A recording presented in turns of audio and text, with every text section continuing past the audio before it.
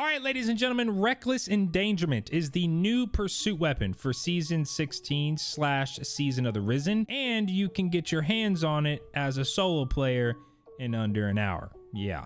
The method we're going to be talking about in this video is pretty busted. Like, there's a certain activity in the game that is awarding bonkers amounts of XP. And this method can be used for a whole lot more than just getting the pursuit weapon. But before we get started, if you're new, and only if you enjoy my videos or find them useful, then feel free to subscribe. I'd appreciate it, but let's get into it. So if you have no idea what a pursuit weapon is, because, you know, Witch Queen, brand new expansion, players coming back, new players joining the game, I'm going to quickly give you the rundown. If you played Destiny in Forsaken, pursuit weapons are what pinnacle weapons used to be, except extremely watered down. And if you played during Shadowkeep, pursuit weapons are what ritual weapons turned into. So we used to have pinnacle weapons, and then pinnacle weapons got turned into ritual weapons, and then ritual weapons got turned into pursuit weapons. There you go. You're caught up. Now, unlike ritual and pinnacle weapons, which were tied to a quest, pursuit weapons are tied to the three main vendor rep systems. So Zavala, Shax, and the Drifter. Upon reaching rank 16 with any of these vendors, you'll be granted the pursuit weapon for that season, and this season it's Reckless Endangerment. Now, when you do reach rank 16 with one of these vendors and get the new pursuit weapon, you'll get it again from the other two vendors when you reach rank 16 with them. However, once you reset your rank, the next time you get to level 16, the reward will be the ornament for the pursuit weapon. And then once you reset it again, I'm not too sure, because I know it's not an ornament. I don't think it has anything to do with the gun. But your first time through rank 16, you get the weapon. Your second time through, you get the ornament. Each vendor has a different ornament, so 3 ornaments in total for the Reckless Endangerment. So now that you know how to get it, well, which of the 3 activities is easier and faster to rank up in? Is it Crucible, is it Strikes, or is it Gambit? And I'm just gonna be upfront, it's not Gambit, right? Gambit sucks, don't play Gambit. Now, normally, for all the past pursuit weapons we've had, people have just said, just wait till Mayhem is in the game. Because Mayhem, it's the Crucible game mode where you get your supers really fast, and the games normally go by pretty quickly. You can just bust out a lot of games, then you got your pursuit weapon. But that's not currently the case. As of right now, it's Strikes. Now, like I mentioned in the beginning of the video, I don't know if it's bugged or not, but Nightfall Strikes are currently awarding crazy amounts of XP, even on low difficulty versions. This was originally brought to my attention by one of my clanmates. Actually, more specifically, he's on my day 1 raid team. He then proceeded to make a Reddit post about it, which got a ton of traction. And if Reddit likes it, well, then I can only assume everyone likes it, because Reddit never likes anything. Right now in the game, Strikes have a boost to the amount of XP they're giving. It's supposed to be double, but it's not double. On Nightfalls, it's like 10x the amount. So I'm gonna quickly go over the XP I was getting from Nightfall Strikes on 15-20 difficulty, mind you, versus Mayhem, which, like I mentioned, was thought to be the fastest way to farm just, you know, rep in general from like any of the 3 vendors. With a 1 streak, so first game, I got 50 XP in Mayhem, and get ready for this, 345 XP in the Nightfall. On a 2 streak, Mayhem gave 76 XP, whereas the Nightfall gave 558. On a 3 streak, Mayhem gave 89 XP, Nightfall gave 629.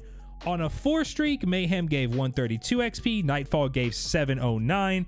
And on a 5, aka max streak, Mayhem gave 145 XP, whereas Nightfall gave 822 XP.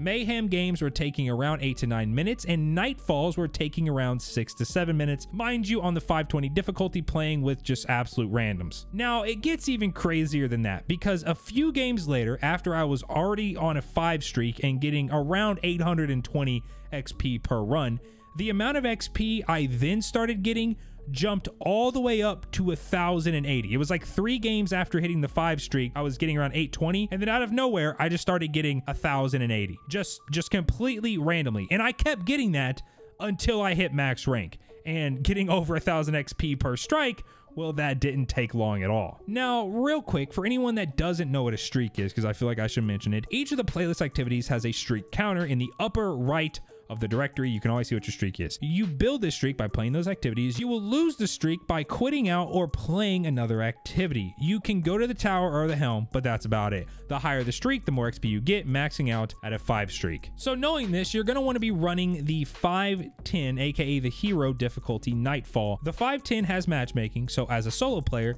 this is perfect. The Nightfall this week, currently right now, is the arms dealer, aka a piece of cake. Like I mentioned, 6 to 8 minutes if you know what to use and how to speed through it. And well, this wouldn't be a guide if I didn't tell you how to speed through it and what to use. For weapons, you're going to need an unstop weapon and a barrier weapon. I recommend a kinetic bow and a glaive. Bows have barrier and glaives have unstop. For your power, either G-Horn or the new exotic parasite.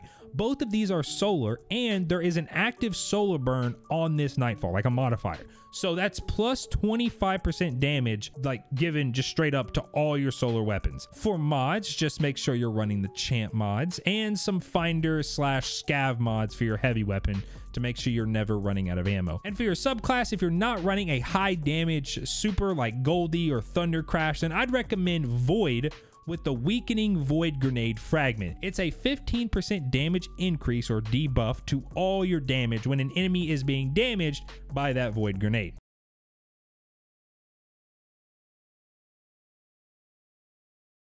Now let's do a quick run through of the strike just so you know the fastest way to knock it out while killing all the champs, because you need platinum, aka kill all the champions. All right, so I'm gonna go through this pretty quick. All right, ready?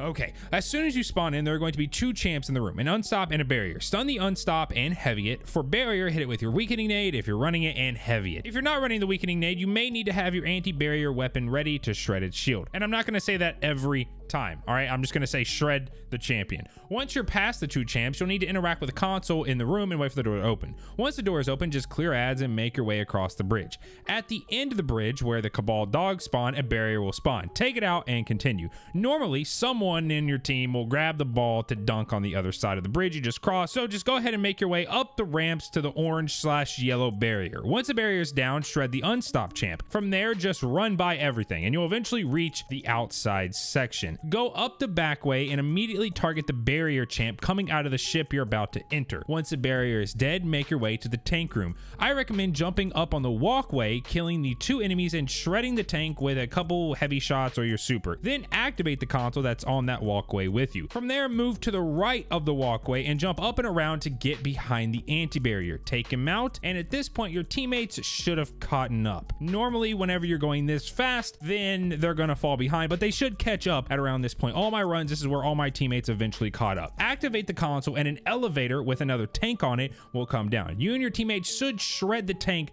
pretty quick. Within about 20 seconds of the elevator coming down, 2 unstops will jump out in front of where the tank was. There's plenty of cover, so if you need to slow down for a second, do so, but once they're stunned, a few heavy shots should cut them down, no problem. After that, progress through the door that the Cabal dogs come out of and progress the room before the boss room. As soon as you enter the room, an unstop will spawn. Take him out while you're clearing ads. Then a barrier will spawn toward the back of the room next to the elevator up on the walkway. Yeet him into oblivion and finish clearing ads. From here, hop on the elevator and proceed up to the boss room. Now, 99% of the time, people know to start shooting the boss the second it appears. This is a very old strike from, like, I believe it's year 1. So a lot of people know how to do this boss. This boss is not health gated and can be burned instantly. Throw everything you got. Weakening nade, super heavy, everything. Once he's dead, congrats, you're done. Now, I'm gonna be honest, I didn't script an outro for this video, so yeah, just do this while you can. You have till the end of the week or the weekly reset. I'm not sure if it's because of the double Vanguard rep that we're getting so much XP or reputation, but yeah, like I